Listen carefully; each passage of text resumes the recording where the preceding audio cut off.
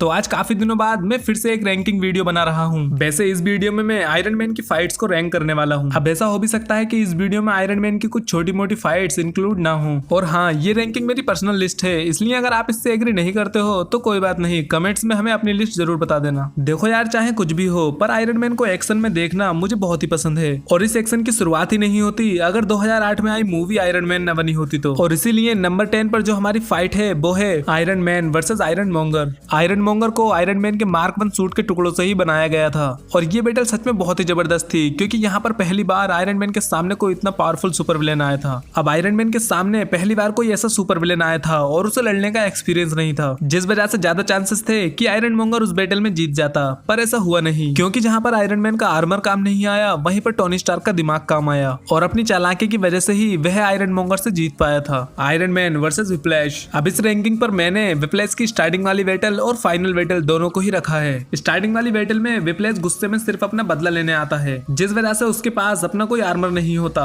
लेकिन भाई जब फाइनल बैटल होती है तब इसके पास एक बहुत ही जबरदस्त आर्मर होता है, जहाँ पर ये आयरन मैन और रोडी दोनों को ही खूब घुमा घुमा कर मारता है। और इस बैटल को स्पेशल ये चीज बनाती है कि यहाँ पर आयरन मैन को सिर्फ विप्लैश को ही नहीं बल्कि उसके किलर ड्रोन्स को भी हराना पड़ा था। और भाई जब आयरन मैन और किलर ड्रोन्स की फाइट होती है तब भाई वो सीन तो देखने लायक है। ये फाइट बहुत ही अमेजिंग थी, जिस वजह से इसे इस लिस्ट में तो होना ही था। Iron Man versus Aldrich Killian. Aldrich Killian को सबसे पहले हमने आयरन मैन 3 में देखा था और ये एक ऐसा विलन है जिसे हमेशा एसिडिटी की प्रॉब्लम रहती है। एल्ड्रिच किलियन एक बहुत ही ताकतवर सुपर विलन है जो कि अपने हाथों से ही आयरन मैन के आर्मर्स को बिल्कुल मक्खन की तरह काट रहा था। आयरन मैन 3 इकलौती ऐसी मूवी है जिसमें हमें आयरन मैन के सबसे ज्यादा आर्मर्स देखने को मिले थे। और भाई सिर्फ इतनी सी बैटल में टोनी स्टार्क ने इतने आर्मर्स बदले थे कि जितने हम एक हफ्ते में कपड़े भी नहीं बदल पाते।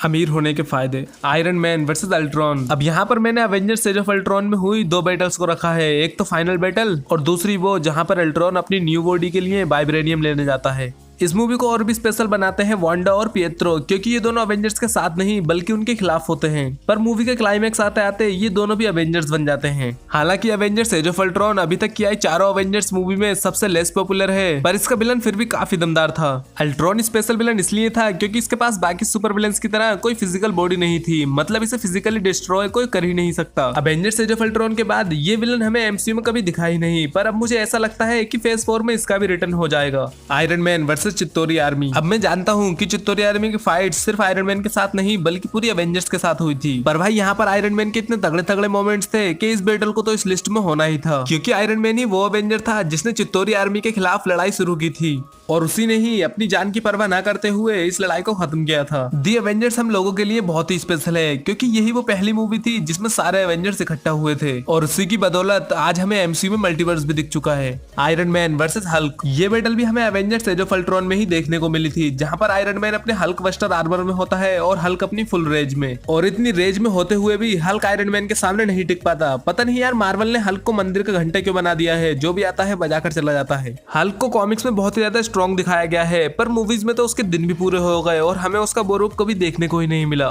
खैर अब मुझे नहीं लगता कि हमारा हल्क कभी भी अपने वर्ल्ड ब्रेकर हल्क के रूप में वापस आ पाएगा, क्योंकि अब उसकी नहीं बल्कि सी हल्क की स्टोरी पर फोकस किया जाएगा। हाँ, पर सी हल्क की सीरीज में हमें एबोमिनेशन और हल्क दोनों ही दिखने वाले हैं। Trinity versus Thanos. Avengers end game पहली ऐसी हॉलीवुड मूवी थी जिसे मैंने थिएटर में जाकर 3D में देखा था, और भाई जिस तरह से मैंने इस मूवी को एक्सपीरियंस किया था वो मैं किसी को समझा नहीं सकता। जब थेनोस अपनी शिप से अवेंजर्स के बेस पर हमला कर देता है तब सारे अवेंजर्स इधर उधर बढ़ जाते हैं, लेकिन तभी साथ में आती है अपनी ट्रिनिटी। अब आप शायद ये सोच रहे होंगे कि वैसे तो मैं यहाँ पर आयरन मैन की फाइट्स को रैंक कर रहा हूँ, पर अचानक से मैं इस ट्रिनिटी पर कैसे आ गया। तो भाई इस ट्रिनिटी में भी आयरन मैन शामिल है। यहाँ पर अपने तीनों ओरिजिनल अवेंजर्स मिलकर थेनोस का सामना करते हैं और उसे रोकते हैं। हालांकि धीरे धीरे सारे के सारे एवेंजर्स थेनोस की आर्मी से लड़ने के लिए आ जाते हैं। टॉप 3 से पहले मैं आपके सामने कुछ ऑनरेबल मेंशंस करना चाहूंगा, जिनमें शामिल है आयरन मैन वर्सेस थॉर। अब ये सीक्वेंस एक बहुत ही छोटे समय के लिए था, क्योंकि कैप्टन अमेरिका वहां पर जाकर उस लड़ाई को वहीं रोक देता है।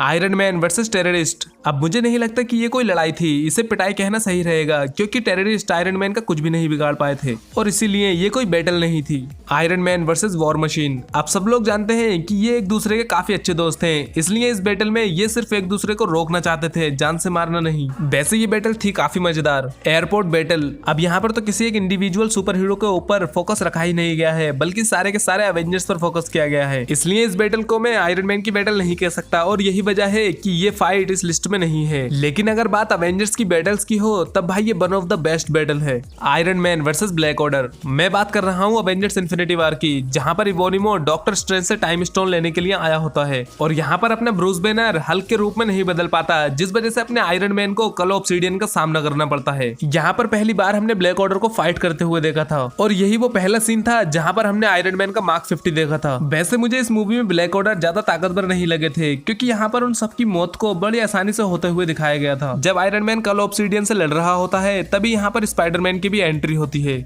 लेकिन फिर भी इवोनिमो डॉक्टर स्ट्रेंज को अपने साथ ले जाने में कामयाब हो जाता है। और ये सीक्वेंस अवेंजर्स इन्फिनिटी वार की एक फर्स्ट प्रॉपर बैटल थी, जिसे मैंने तो काफी ज्यादा एंजॉय किया था। Iron Man versus captain America, ये फाइट बिलोंग करती है कैप्टन अमेरिका सिविल वॉर को और इस फाइट का जिम्मेदार था हेलमुट ज़ीमो। वैसे हेलमुट ज़ीमो एक इंडियन आंटी की तरह है, जिसने कैप्टन अमेरिका की चुगली आयरन मैन से करके इन दोनों की आपस में लड़ाई करा दी। यहाँ पर आयरन मैन विंटर सोल्जर से अपनी पेरेंट्स की डेथ का बदला लेना चाहता था, लेकिन कैप्टन अमेरिका टोनी को ये समझाता रहता है कि ये सब बकी ने जानबूझकर नहीं किया, बल्कि हाइड्रा ने उससे करवाया है। लेकिन आयरन मैन विंटर सोल्जर को मारना चाहता था और इसीलिए उसका मेन टारगेट विंटर सोल्जर था, ना कि कैप्टन अमेरिका। पर कैप्टन अमेरिका बार बार बीच में आकर आयरन मैन को बकी को मारने से रोक ले रहा था, लेकिन फिर आयरन मैन भी कैप्टन अमेरिका को रोकने के लिए उस पर हमला करने लगता है और इसी वजह से हमें मिलती है कैप्टन अमेरिका सिविल वॉर की फाइनल बैटल। अब ये मूवी कैप्टन अमेरिका की थी, जिस वजह से फाइनल बैटल में कैप्टन अमेरिका ही जीतता है और शायद ऐसा होना भी चाहिए था, क्योंकि ज्यादातर लोग गुस्से में आकर गलत फैसला ही लेते हैं, जो कि उस वक्त शायद टोनी ने भी लिया था। वैसे अगर आयरन मैन सच में ही विंटर सोल्जर को मारना चाहता तो वो उसे उस वक्त भी मार सकता था जब उसने एंड गेम में स्नैप की थी, पर उसने ऐसा नहीं किया। अब आते हैं अपने आयरन मैन की नंबर 1 बैटल पर, जो है आयरन मैन वर्सेस थेनोस। अब देखो भाई, मेरे लिए तो ये आयरन मैन की सबसे बेस्ट बैटल है, क्योंकि भाई यहीं पर वो एक ऐसा सीन है जहां पर आयरन मैन अकेला ही थेनोस से लड़ता है, वो भी तब जब थेनोस के पास 4 इन्फिनिटी स्टोन्स थे। ये बैटल होती है थेनोस के ही प्लेनेट टाइटन पर, जहां पर आयरन मैन, डॉक्टर स्ट्रेंज और स्पाइडरमैन इवोनिमो की शिप से पहुंच जाते हैं। इस बैटल में शुरुआत में तो सारे सुपर हीरोज मिलकर लड़ते हैं, पर लास्ट में आकर सिर्फ एक ऐसा बंदा बचता है जो कि थेनोस के सामने अकेला खड़ा होता है, और वो है अपना आयरन मैन। आयरन मैन अपनी पूरी ताकत के साथ थेनोस से लड़ता है और आखिरकार उसका एक बूंद खून निकालने में कामयाब हो ही जाता है। अब भाई थेनोस का एक बूंद खून भी निकालना किसी आम आदमी के लिए आम बात नहीं है, और टोनी स्टार्क के पास तो कोई सुपर पावर भी नहीं है, उसके पास सिर्फ एक ही सुपर पावर है और वो है उसका दिमाग, जिसका वो पूरा इस्तेमाल करता है। वैसे आयरन मैन अब एमसीयू से जा चुका है और इसलिए मैं ये कह सकता हूँ कि मेरे लिए ये बैटल पूरे एमसीयू में आयरन मैन की सबसे बेस्ट बैटल है। वैसे अगर आपको इस बैटल से भी ज्यादा आयरन मैन की कोई दूसरी बैटल पसंद है तो कमेंट करके जरूर बताना। तो भाई ये थी आयरन मैन की वो बैटल्स जो कि उसने अभी तक एमसीयू में लड़ी हैं। वैसे मैं बाकी कैरेक्टर्स के ऊपर भी इस टाइप की वीडियोस बनाने की सोच रहा हूँ, इसलिए अगर आप इस टॉपिक में इंटरेस्टेड हो तो कमेंट्स में जरूर बता देना। अगर आपको ये वीडियो पसंद आई हो तो भाई जल्दी से लाइक कर दो और अपने दोस्तों के साथ तो शेयर कर ही देना।